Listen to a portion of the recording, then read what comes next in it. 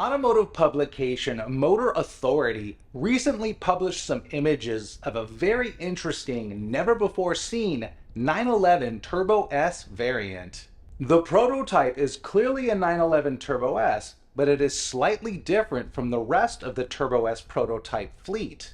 The air intakes for the turbos in the rear quarter fenders are covered up. The car is wearing 911 Sport Classic wheels up front, and most importantly, the prominent rear wing has been replaced by a low-drag spoiler. But how do we know we're looking at something special here and not just some random prototype or one-off? If we line up all of the upcoming wingless variants of the 911, the Carrera, the GTS, the GT3 Touring, and the 911 Turbo S Touring, we can see that the Turbo features a completely unique rear spoiler that's different from the others. Porsche even updated the spoiler of the GT3 Touring for 2025, but even that spoiler is different from the one on the Turbo Touring. And the fact that Porsche used the resources to design and manufacture a unique rear spoiler not featured on any other 911 tells us that this is a production model we're looking at. If you're new to my channel, I publish original Porsche-focused content every Sunday. So if you're not subscribed yet, click below to subscribe. And be sure to click the notification bell so you can be notified of my latest videos. So while this spoiler might be a very small detail, Porsche isn't cutting any corners on the new Turbo S Touring. Now, we don't know for sure that Porsche is going to be calling this the Turbo S Touring, but we do know that this isn't the 911 Sport Classic, as it doesn't have the ducktail spoiler and double bubble roof.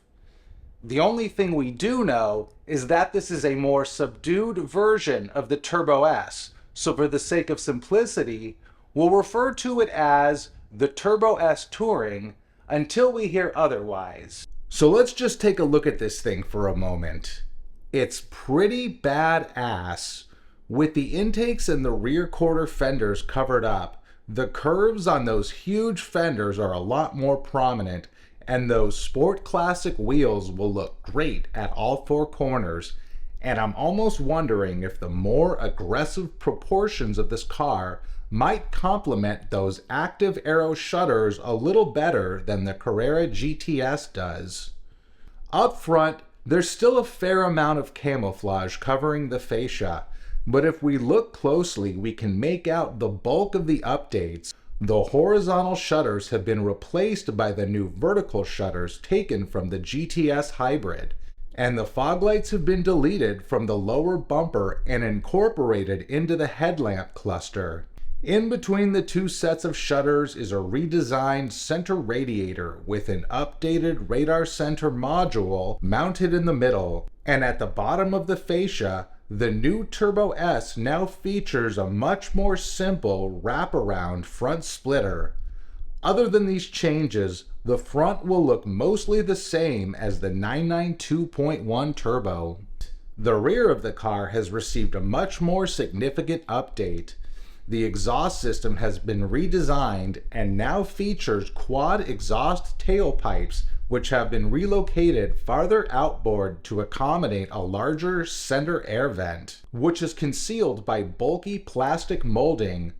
The lower side vents have been deleted, giving the car a cleaner look, and there is a small ridge running along the bottom of each side of the rear fascia.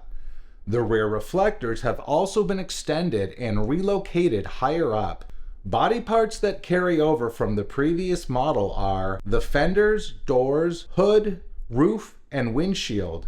And the new components that will be shared with the 992.2 Carrera are the rear light bar, headlamps, and deck lid intake.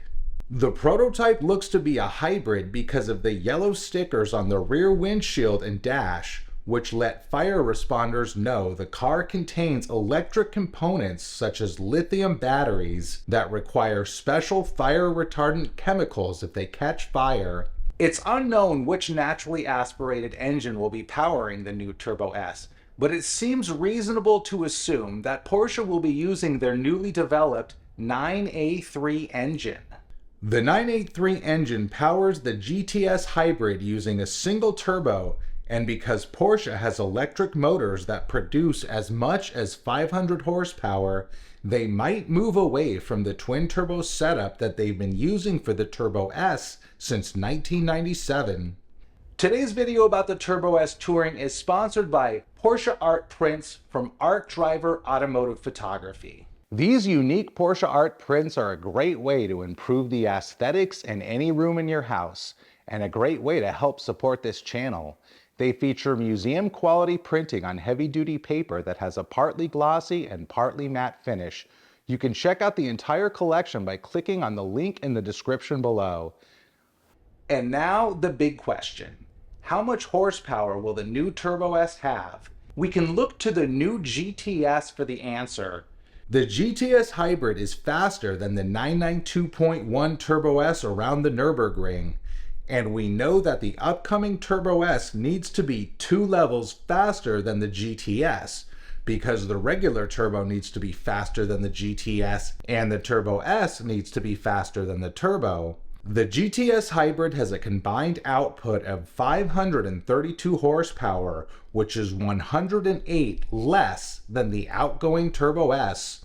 And the GTS is able to achieve better numbers with less horsepower because of the instant torque coming from the electric motor. And because of this, there's a good chance that the incoming Turbo S will have less horsepower than the outgoing Turbo S. Now, when it comes to the Turbo S, Porsche is all about blistering 0 to 60 times. With the 992.1 Turbo S, Porsche reported a 0 to 60 time of 2.5 seconds, but when Car and Driver tested it, they reported a 0 to 60 time of 2.2 seconds, and Porsche is expected to beat that with the new Turbo S. And since the 0 to 60 time will be a priority for this car, they will most likely be more focused on the electric motor than the internal combustion motor, since that instant torque is what will really give the Turbo S a superior 0 to 60 time, as the turbocharged internal combustion engine still experiences a small degree of turbo lag. So for the internal combustion engine, we can probably expect a roughly 20 to 25 horsepower gain over the existing 478 horsepower setup. And for the electric motor, we can probably expect another 15 to 20 horsepower over the current 54 horsepower unit, giving the car a total output somewhere between 560 and 575 horsepower. And as far as performance, we should be seeing a 0 to 60 time close to 2 seconds and a top speed close to 208 miles per hour, but we'll have to wait for an independent resource to verify the actual numbers, as Porsche likes to underreport the performance specs of their cars. But what Porsche really needs to do is take one of those 500 horsepower motors from the Taycan and put that in the new Turbo S and give it a total output of 1,000 horsepower. But they won't do that because they have to save some room for the range-topping GT2 RS, which will be out in a couple years. The new Turbo S will not have a manual transmission, but this shouldn't be a surprise to anyone, since the last time Porsche put a manual transmission in a Turbo S was 18 years ago, back in 2005. So now the final question is, when will it arrive?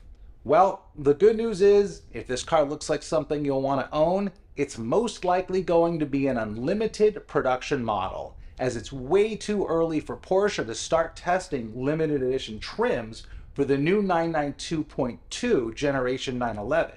And from the appearance of that fully developed rear spoiler, this car is probably close to being finished, or it may even be finished, and Porsche is working on setting official lap times for it. But that doesn't mean we'll be seeing it anytime soon. The 992.1 Carrera was revealed back in November of 2018, and the Turbo S was revealed nearly a year and a half later in March of 2020, with the reveal of the standard turbo happening 4 months later in July of 2020. So if Porsche sticks to this schedule, it may be over a year before we see an official reveal of the Turbo and Turbo S. And I know that sounds like a long time off, but this is the 911 we're talking about. So we can look forward to the reveal of a new and exciting 911 trim every few months until we finally get an official reveal of the Turbo S. Thanks for checking out this video, and don't forget to check out my Porsche art prints, which are linked in the description below. And for more Porsche content that you cannot find anywhere else, click here to subscribe.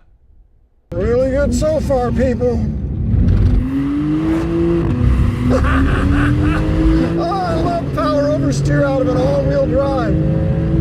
Good exit from 11.